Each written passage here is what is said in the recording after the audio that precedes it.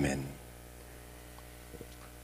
이번 주부터 한 2주간 정도 대부분의 기업체나 관공서들이 휴가 기간을 갖습니다. 물론 또 이미 휴가를 끝낸 회사나 개인도 있겠지만은 대체적으로 이번 주부터 휴가가 시작이 되고 있는데, 이 휴가 문화가 이제는 어느 정도 정착된 듯도 하기도 합니다. 그러나 우리 기독교인들 가운데서 많은 분들이 이 휴가를 어떻게 보내야 할지, 도대체 휴가를 어떻게 해야 이게 잘하는 건지 아직 답을 못 찾고 계신 분도 더러 계시는 것 같습니다. 고민도 할 겁니다. 도대체 휴가를 어떻게 보내는가?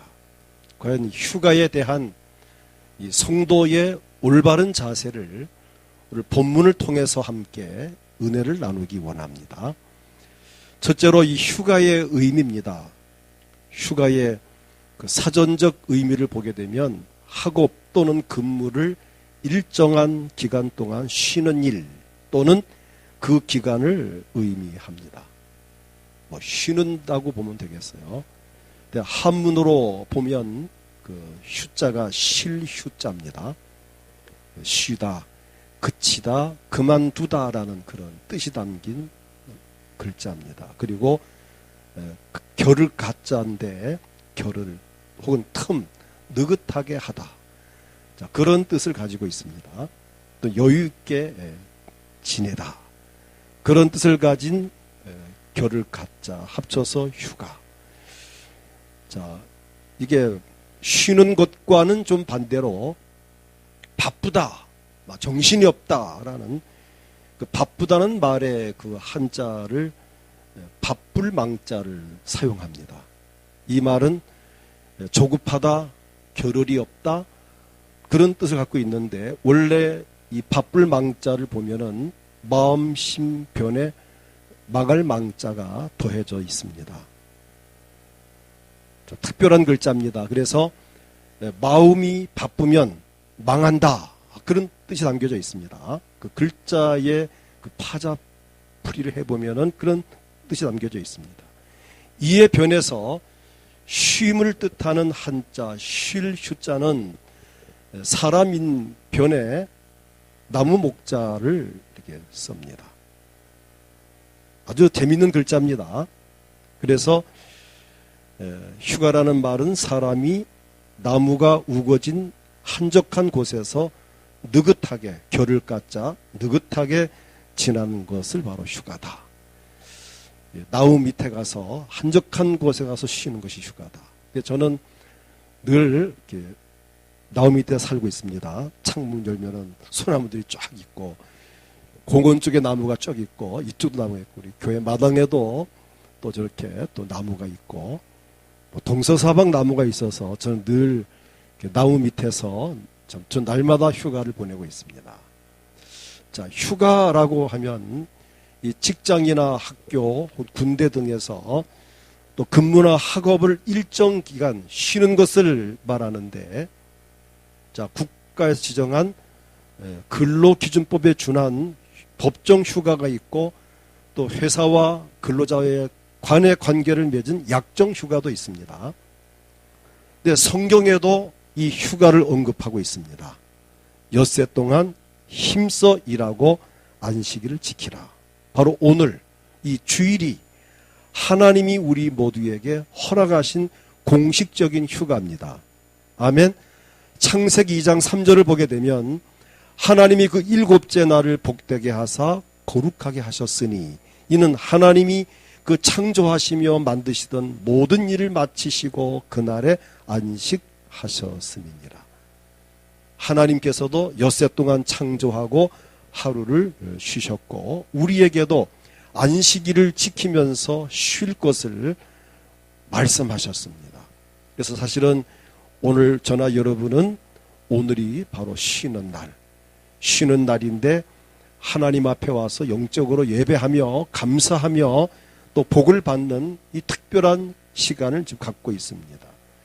또 6년을 일하고 7째 쉬는 안식년이 있습니다. 좀 여러분 생소한 단어긴 하지만은 이 안식년은 6년간 일하고 1년을 쉬는, 그래서 학교의 교수님들도 6년간 근무하고 1년을 쉬는 이런 경우를 보고, 우리 교회 목사님들도 6년간 근무하고 1년간을 안식년을 보내면서 이렇게 뭐 공부도 하고 쉬는 이런 기간을 갖는 교회들이 있고, 가끔 우리 교회도 금년에도 2분이 안식년차 다녀간 분이 계시는데, 이렇게 엿새 일하고 하루 쉬는 것을 안식일, 6년 일하고 1년을 쉬는 것을 안식년. 레위기 25장 3절부터 7절을 보게 되면, 너는 6년 동안 그 밭에 파종하며 6년 동안 그 포도원을 가꾸어 소출을 거둘 것이나 7째 해에는 그 땅이 쉬어 안식하게 할지니 여호와께 대한 안식이라. 자, 이렇게 말씀해서 6년간 땅도 농사를 짓고 1년간 묵혀두어서 그 땅이 다시 미생물이 발생하고 땅이 좀 이렇게 회복이 되는 이런 기간을 갖는 것이 원래 성경적인데, 요즘에는 6년을 일하고 1년을 쉬는 게 아니라 막 사철 막 비닐하우스 쳐놓고 막 이렇게 농사를 짓기 때문에 땅들이 황폐해지고 있습니다. 더 나아가서는 안식년을 7번 반복되는 50년째 되는, 그러니까 안식년 7번 반복되면 몇 년이죠? 49년. 49년이 지나고 50년째 되는 해를 희년이라고 합니다. 그래서 이스라엘 나라는 이렇게 쉬고 있습니다. 49년마다 50년째 되는 그 해에 모든 종들을 돌려보내고 모든 땅들을 쉬게 하고 하면서 회복을 갖는, 자, 이렇게 보면 우리 하나님께서도 안식일, 안식년, 희년이라고 하는 제도를 두어서 우리 일상생활에서 쉼을 허락하신 것을 볼 수 있습니다. 또 어떤 면에서는 하루 24시간 중에 낮과 밤이 있는데 밤은 우리에게 쉼을 주시는 날입니다. 만약에 여러분 밤이 없다면 어떤 일이 생길까요? 밤이 없다면 우리는 건강 유지하기 힘듭니다. 그나마 밤이 있어서 활동을 하고 싶어도 못하고 꼼짝없이 불 끄고 자야 되는 상황 속에 있으니까 그나마 쉬어서 건강 회복하고 하지. 밤이 없다 일을 하기 좋아하는 분들은 막 밤이 세울 일도 없겠지만은 24시간 일을 하다가 결국 쓰러질 겁니다. 근데 하나님은 이렇게 낮과 밤을 주셔서 밤을 휴식기간으로 주셨습니다. 결국 쉼이나 휴가 제도는 하나님이 인간에게 허락하신 특별한 선물입니다. 그래서 쉬는 것에 대해서 여러분 부정적인 자세를 갖지 않기를 원합니다. 두 번째, 휴가의 필요성입니다. 흙으로 지음받은 인간의 체력은 한계가 있습니다. 단단한 쇠로 만든 기계도 사용하면 고장이 나는데 하물며 흙으로 만든 인간이, 연약한 인간이 참 고장나지 않고 참 산다는 게 쉬운 일이 아니죠. 그래서 성경은 인간을 벌레라고 표현합니다. 이사야 41장 14절을 보게 되면 버러지 같은 너 야곱아 이렇게 표현합니다. 버러지 같은 너 야곱아, 너희 이스라엘 사람들아 두려워하지 말라. 나 여호와가 말하노니 내가 너희를 도울 것이라. 내 구속자는 이스라엘의 거룩한 이인이라. 연약한 인간이기 때문에 하나님께서 도우신다는 겁니다. 무조건 일을 많이 한다고 해서 능률이 오르는 것은 결코 아닙니다. 러시아가 옛날 구소련, 옛날 러시아 이야기입니다. 기독교가 러시아에 왕성할 때가 있었습니다. 거의 기독교가 국교가 될 정도로 러시아가 정말 기독교 왕성한 나라였는데 엿새 동안 힘써 일하고 하루를 쉬는 안식일 제도가 분명히 이제 지켜지면서 러시아가 경제적으로 성장을 합니다. 복을 받아서. 그런데 어느 때부턴가 기독교가 약화되고 공산주의가 더 강해지면서 결국 이 안식일, 주일을 지키는 것이 기독교 문화인 것을 못마땅히 여기고, 우리가 이제 공산국가인데 구태여 그 뭐 하나님 믿는 그 사람들의 그 안식일을 지킬 필요 있겠나? 이 제도를 바꾸자. 그래서 옛날 그 소련이 지금은 러시아로 이제 바뀌어졌지만 제도를 바꾸어서 엿새 일하고 하루 쉬는 것을 폐지하고 열을 일하고 하루를 쉬는, 그러니까 아흘에를 일을 하고 하루를 쉬는, 그래서 10일 단위로 쉬는 제도를 바꿨습니다. 그래서 일주일 엿새 일하고 하루 쉬어도 경제가 성장했다면 일을 3일도 하고 열을 받아 한 번씩 쉰다면은 이 소련의 경제가 이거 올라가지 않겠나라고 싶어서 시도했는데 결국에는 실패했습니다. 오히려 경제 상태가 훨씬 더 나빠졌다고 하는 결과가 나왔습니다. 또 어떤 나라에서는 5일간 일하고 하루 쉬는 제도를 해봤는데 역시 그것도 생산성이 떨어지고 가장 과학적이고 가장 실질적인 것은 엿새 일하고 하루 쉬는 이 텀이 가장 이상적이라고 하는 통계가 나왔습니다. 근데 우리나라도 주 5일 근무하고 이틀을 쉬는 이 일로부터 시작해서 나라 경제가 지금 많이 침체되고 있습니다. 성경적이 아닙니다. 사실은 성경적인 제도는 엿새 일하고 하루 쉬는 것이 원칙입니다. 자, 아무튼 이 하나님은 우리에게 휴가를 주셨습니다. 휴식을 필요하기 때문에 우리에게 하나님은 안식일, 안식년, 희년 제도를 주셨고 때때로 우리에게 하나님은 휴식을 취하길 원하는데 가장 대표적인 구절이 아까 교동문 낭독도 했지만 시편 23편 1절 2절을 보면은 자 뭐라고 말씀하죠? 여호와는 나의 목자시니 내가 부족함이 없으리로다. 그 다음이 뭐죠?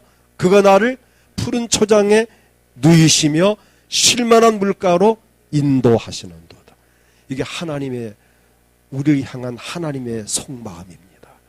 저나 여러분이 부족함이 없는 삶을 살기 원하고 푸른 초장에 누이며 양들이 푸른 초장에 누워서 풀을 뜯는 그 모습 연상해 보십시오. 얼마나 행복합니까? 푸른 초장에 양떼가 누워서 쉬고 목마르면 물가에 가서 물을 마시고 또 풀 뜯다가 또 풀밭에 뒹굴다가 또 자다가 하는 그 양떼의 모습을 한번 연상해 보십시오. 그리고 목자가 그 모습을 지켜봅니다.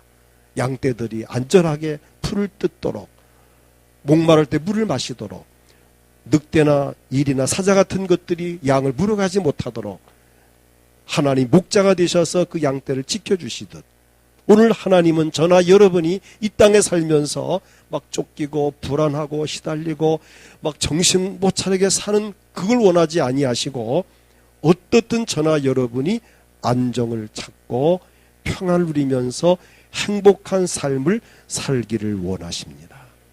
오늘 본문에 보면 예수님께서도 제자들과 함께 한적한 곳에 가서 쉬기를 원하셨습니다. 오늘 읽은 말씀 가운데 31절을 보면 이르시되 너희는 따로 한적한 곳에 가서 잠깐 쉬어라. 누가 하신 말씀이죠? 예수님께서 누구한테 하신 말씀입니까? 제자들에게 하신 말씀. 너희는 따로 한적한 곳에 가서 잠깐 쉬어라. 쉼을 허락하셨습니다. 이는 오고 가는 사람이 많아서 음식 먹을 겨를도 없습니다. 그 이유는 인간에게는 음식 먹는 것도 중요하고 때때로 쉬는 휴식이 필요하기 때문입니다. 결국 인간은 휴식이 필요합니다. 예수님도 때때로 쉬셨습니다. 우물가에 앉아 쉬셨고 산에 가 쉬셨고 바닷가에 가 쉬셨고 때로는 혼자서 쉬시고 때로는 제자와 함께 쉬시고 때로는 예수께서 피곤하셔서 우물가에 앉아서 또 이렇게 피곤을 느꼈다는 부분도 있고 어떨 때는 배를 타고 건너갈 때 너무 피곤해서 배에서 고무를 베고 주무셨다는 이런 표현도 있습니다. 결국 인간은 휴식이 필요하다고 하는 사실입니다. 죽을 똥 살 똥 그냥 일만 한다고 잘 산 건 아닙니다. 엿새 동안 일하고 하루를 쉬십시오. 주일도 안 지키고 열심히 일을 하지만 돈 버는 것 같지만은 1년 통계 내보면은 그렇지 않음을 아마 본인들이 알 겁니다. 어디론가 헛된 지출이 나가고 몸을 돌보자 일을 하니까 결국에는 약값으로 치료비로 돈이 나가고 열심히 모았는데 모아진 게 없는 이유는 뭘까요? 분명히 성경은 엿새 일하고 하루 쉬도록 말씀하셨습니다.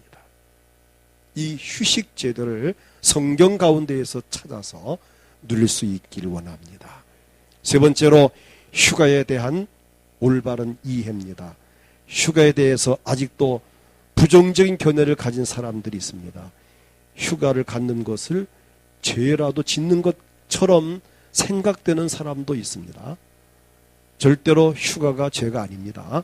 사치와 낭비로 생각을 하고 마침 세속화되는 것 같이 느껴지는 경우도 있을 수 있습니다.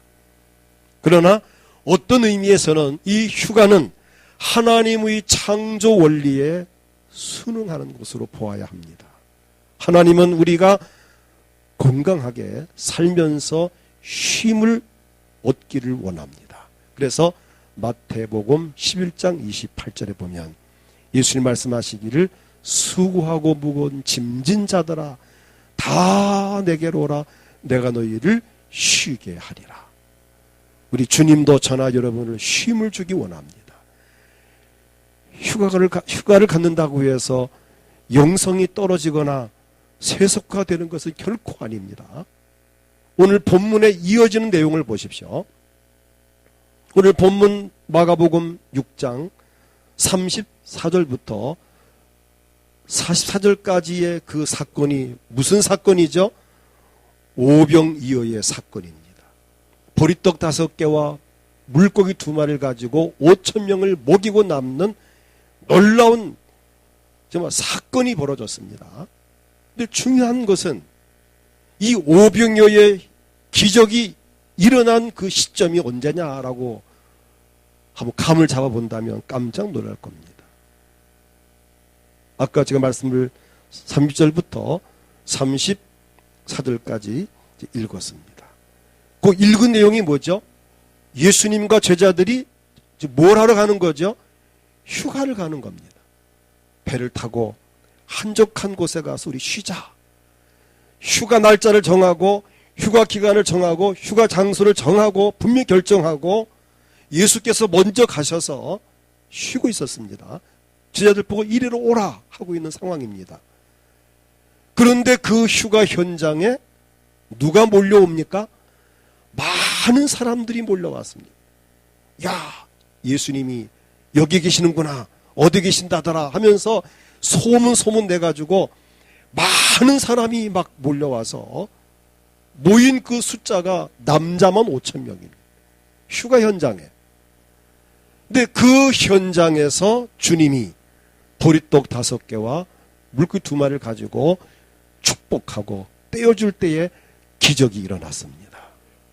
여러분, 휴가를 갖는다고 해서 영성이 떨어지거나 해소가 되는 게 아닙니다. 휴가 현장에서도 기적은 일어났습니다. 결코 휴가가 죄가 아닌 것을 여러분 기억하십시오. 가능하면 좀 쉬어가면서 일을 하시기 바랍니다. 오늘 본문 31절을 보게 되면 분명히 제자들은 따로 한적한 곳에 가 잠깐 쉬어라 하고 음식 먹을 틈도 없이 바빴다라고 말씀을 하고 있습니다. 그래서 그들은 배를 타고 한적한 곳으로 갔습니다. 그런데 그곳으로 많은 사람이 몰려와서 오병이어의 기적이 그 현장에서 이루어졌습니다. 휴가는 시간 낭비가 아니고 힘을 충전하는 것이고 하나님의 기적을 체험할 수 있는 놀라운 현장이 될 수도 있습니다. 언젠가 한번 이야기된 일이 있지만 두 나무꾼 친구가 산에 올라가서 경쟁적으로 나무를 찍어서 땔감을 준비합니다. 도끼를 가지고 막 나무를 찍고 해서 이제 누가 더 나무를 좀 많이 땔감을 준비하는가 하고 열심히 일을 했습니다. 근데 그 두 사람 중에 한 사람이 유독히 승부욕이 강한 사람이었어요. 내가 저 친구한테 질 수 없지. 내가 더 많이 자를 거야 하고 쉬지도 않고 하루 종일 나무를 찍었습니다. 근데 다른 한 친구는 50분간 일을 하고 10분간 쉬고, 자, 그런 이제 분위기로 일을 합니다. 근데 이 친구는 하루 종일 쉬지 않고 나무를 찍어대고, 한 친구는 50분 일하고 10분간 쉬고, 하루가 해가 어두워져 갑니다. 그때 이제 나무를 찍어서 준비한 것을 한 장소에 쌓아놓았는데 깜짝 놀랐습니다.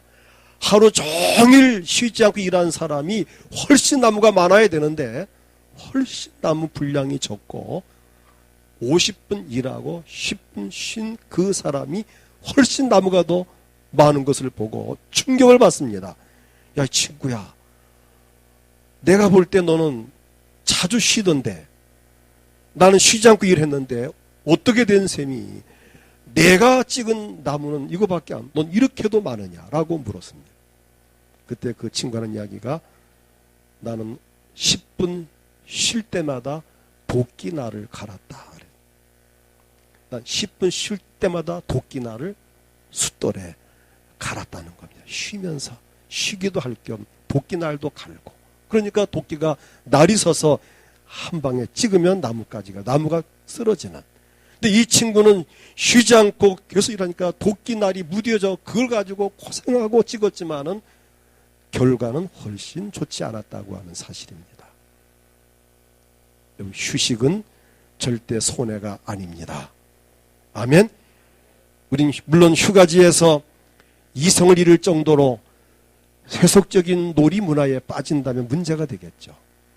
믿는 사람이 휴가라고 해서 믿음의 본질에서 벗어나는, 하나님께 죄를 짓는 일까지 한다면 그건 결코 휴가가 죄가 될 수 있겠지만은, 그러나 어디를 가든지 주님을 모시고 가고, 아멘, 그 현장에서 하나님과 참 하나님께 예배하며 영광 돌리는 이 삶이 뒷받침된다면 멋진 휴가가 될 수 있습니다. 저는 해외를 가도 반드시 호텔에서 아침에 제 부부가 함께 앉아서 찬송을 부르고 말씀을 보고 기도를 합니다. 매일 아침. 아무리 시간이 막 쫓겨도 막 틈을 내서라도 꼭 성경을 읽고 찬송 부르고, 그리고 기도하고, 가정을 위해서, 우리 교회를 위해서, 여러분들을 위해서 기도를 하고 출발을 합니다. 그래서 하루가 정말 행복하죠. 어디를 가도 우리가 주님을 모시고 간다면 그곳에가 바로 하나님의 은혜를 체험하는 곳이고 바로 멋진 휴가가 될 수 있습니다. 하나님께 그 현장에서 예배하고 영광 돌리는 휴가를 보낸다면 그야말로 멋진 휴가가 되는 것입니다. 성경은 말씀합니다. 고린도전서 10장 31절을 보면은, 그런즉 너희가 먹든지 마시든지 무엇을 하든지 다 하나님의 영광을 위하여 하라. 끝으로 휴가를 알차게 보내는 방법입니다. 일을 열심히 한 후에 갖는 휴가가 의미가 있습니다. 제자들은 예수님께 전도 현황을 보고할 정도로 많은 일을 하느라고 지쳐 있을 때, 먹을 시간도 없을 만큼 일을 하고 났을 때에 예수님께서 휴가를 권유합니다. 오늘 본문 가운데에, 자, 30절 같이 읽겠습니다. 사도들이 예수께 모여 자기들이 행한 것과 가르친 것을 낱낱이 고하니, 전도 현장에 되어진 일을 예수님에게 낱낱이 고백을 합니다. 자, 많은 사역을 한 것을 볼 수 있죠. 근데 그 일을 함에 있어서 음식 먹을 겨를도 없었다라고 31절 같이 읽겠습니다. 이르시되 너희는 따로 한적한 곳에 가서 잠깐 쉬어라 하시니, 음식 먹을 겨를도 없을 정도로 열심히 일을 했기 때문에 예수님이 보시고, 안 되겠다, 너희들 병 나겠다, 먹어가면 일해야지, 좀 한적한 곳에서 쉬어라. 그래서 휴가는 열심히 일을 한 사람이 가질 때의 휴가에 가치가 있고 의미가 있습니다. 맨날 놀다 휴가 가는 건 별 의미가 없겠죠. 놀다가 휴가하다가 쉬다가 휴가하다가 그건 재미가 없습니다. 열심히 땀 흘려 일을 하다가 휴가를 갔을 때 정말 그 휴가가 꿀맛입니다. 제자들이 바로 그런 상황이었습니다. 어딜 갔느냐? 한적한 곳에 가서 쉬었습니다. 한적한 곳, 원문에 보면은 에레모스란 단어입니다. 고독한, 황막한, 황무지, 조용한 곳, 그런 뜻입니다. 한적한 곳이 어딜까? 물론 바닷가, 뭐 계곡도 될 수 있지만은 유원지 될 수 있겠죠. 그러나 교회도 한적할 수 있습니다. 휴가라고 해서 꼭 밖에 가란 말은 아닙니다. 평소 오고 싶었던 교회 와서 쉬는 것도 가능합니다. 꼭 뭐 들로 산으로 바다로 가란 말은 아닙니다. 집에서도 한적한 시간을 보낼 수도 있습니다. 장소나 기간은 본인 형편에 맞게 정하면 됩니다.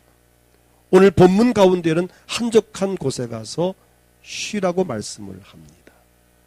그 다음 또 중요한 것은 잠깐 쉬어라 그랬습니다. 잠깐 쉬어라. 너무 푹 쉬어도 안 됩니다. 잠깐 쉬는 게 휴가입니다. 그리고 여기 말씀에 또 보면은 놀라운 비밀이 하나 있습니다. 한적한 곳에 와서 잠깐 쉬어라. 잠깐 쉬어라. 그래서 원문대로 본다면 한적한 곳에 와서란 이 단어인데, 원래 이 단어는 이리로 오라. 원문에 듀테라는 단어입니다. 이리로 오라. 와서 보아라, 그런 뜻입니다. 와서 먹으라, 그런 뜻입니다. 이 말씀을 잘 본다면 우리나라 이 성경으로서는 한적한 곳에 가서 잠깐 쉬어도 있지만 원문에 보면은 이곳으로 와서 쉬어라. 그러면 예수님이 먼저 가신 겁니까? 나중 가신 겁니까? 예수께서 먼저 가셔서 이리로 와서 쉬어라. 주님이 함께 하셨다는 겁니다. 그래서 이 원문을 볼 필요가 있습니다. 우리 성경에는 한적한 곳에 가서 쉬어라 이 돼 있어요. 근데 원문대로 본다면은 이리로 와서, 이곳으로 와서 나와 함께 쉬자라는 의미로 기록이 되어져 있습니다. 이 말씀의 의미는 뭐죠? 우리 휴가는 항상 주님과 함께하는 휴가가 되어야 합니다. 아멘. 자, 주님과 함께하는 휴가. 어딜 가도 성경 찬송을 가져가고, 어딜 가서 찬송 부르고 기도하고, 모든 사물을 볼 때 하나님 영광과 이렇게 부합을 시키고 하나님 앞에 감사하고, 볼 때마다 맛있는 거 먹을 때마다 하나님 먹게 하시니 감사합니다. 볼 때마다 주여 이 놀라운 권력을 보게 하시니 감사합니다. 좋은 사람 만날 때마다 이렇게 좋은 사람 만나게 하시니 감사합니다. 편안하게 누워서 하나님 이 좋은 환경에 쉬게 하시니 감사합니다.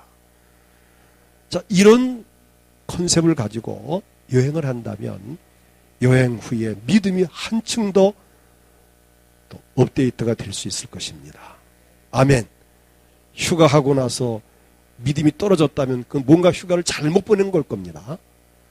정말 경건한 휴가라면 휴가 후에 믿음이 좋아져야 됩니다. 더 감사가 회복되고 은혜가 넘치고 건강도 회복되고, 어떤 회사에서 휴가 갔다 왔는데 그 휴가 갔다 온 후에 사장님한테 사장님 휴가를 다시 줘야 되겠습니다. 왜냐 그랬더니 내가 휴가에 병이 났습니다. 너무 심하게 놀아가지고. 잘못한 휴가죠. 너무 휴가를 무리해서 노는 바람에 내가 병이 나가지고 좀 며칠 더 쉬어야 되겠습니다. 휴가를 다시 달라고 하더라. 그런 휴가는 하지 말길 바랍니다.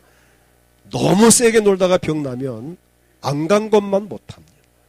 병난 상태에 지친 사람이 쉬면서 건강도 회복되고 영적 은혜 충만해지고 뭔가 좀 이 정서적인 안정과 평안을 누리게 간 휴가인데, 또 어떤 사람은 휴가지 가서 또 부부간에 또 그만 대판 싸워가지고 뭐 입이 부어서 왔습니다. 안 간 것만 훨씬 못합니다. 정말 이 휴가를 의미 있게 보람 있게 지날 수 있기를 축복합니다. 해외여행 가가지고 부부간에 그냥 매일 싸우는 사람도 봤습니다.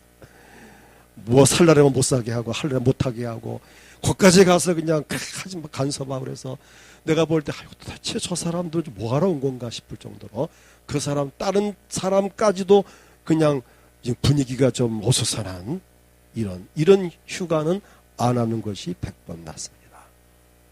오늘 주님께서 하신 이 휴가, 제자들과 함께한 이 휴가야말로 정말 너무 값지고 귀한 것이 아닐 수 없습니다. 그래서 휴가는 누구와 함께 하느냐가 중요합니다. 진정한 휴가는 영적으로, 즉 신앙적으로 마음이 맞는 사람과 함께 보내면서 마음을 이야기할 수 있어야 되고 손잡고 기도해 줄 수 있어야 되고 우리 같이 기도하자 할 수 있는 영적인 교통이 가능한 사람이 함께 하는 게 좋습니다. 휴가 장소나 휴가 그 파트너를 잘못 정했다가 낭패를 보는 경우도 없지 않아 있습니다. 우린 그리고 오늘 이 말씀과 같이 예수님께서는 제자들과 함께 한적한 곳에 가서 잠깐 쉬는 이 휴가. 오늘 우리는 또 비록 밖에 혹시 나가지 못할지라도 혹 내가 가정에서 머물지라도 정말 마음 많은 편안함을 누리면서 주님과의 가까운 만남을 갖는 읽고 싶었던 성경 좀 읽고 또 찬송 좀 부르고 기도 좀 하면서 또 맛있는 음식도 좀 먹고 하면서 체력적으로 좀 많이 힘들었다면 좀 잠도 실컷 자고 어떻든 영육 간의 회복과 유익이 되는 휴가를 보낼 수 있기를 축복합니다. 아무 의미 없이 보내면 곤란합니다. 시간이 아깝습니다. 그러니까 가능하면 내가 밖을 나가든 집에 있든 누구와 함께 가든 혼자 가든 정말 영육 간의 회복과 유익과 도움이 되는 이런 휴가를 누릴 수 있기를 축복합니다. 말씀을 맺겠습니다. 하나님은 저나 여러분이 쉼을 얻으며 행복한 삶을 살기를 원하십니다. 독생자들 예수님을 이 세상에 보낸 이유가 뭘까요? 우리에게 참된 안식을 주기 위해서 보내셨습니다. 예수님께서도 우리에게 말씀하시기를 수고하고 무거운 짐진 자들아 다 내게로 오라 내가 너희를 쉬게 하리라고 하셨습니다. 우리에게 쉼을 주시려고 십자가 위에서 보배로운 피를 흘리셨습니다. 그리고 보혜사 성령님을 우리에게 보내셔서 우리의 삶이 평안하도록 도와주십니다. 고린도 후서 3장 17절을 보게 되면 주는 영이시니 주의 영이 계신 곳에는 자유가 있느니라. 어느 곳에 가든지 성령이 함께 하시면 거기서 자유할 수 있습니다.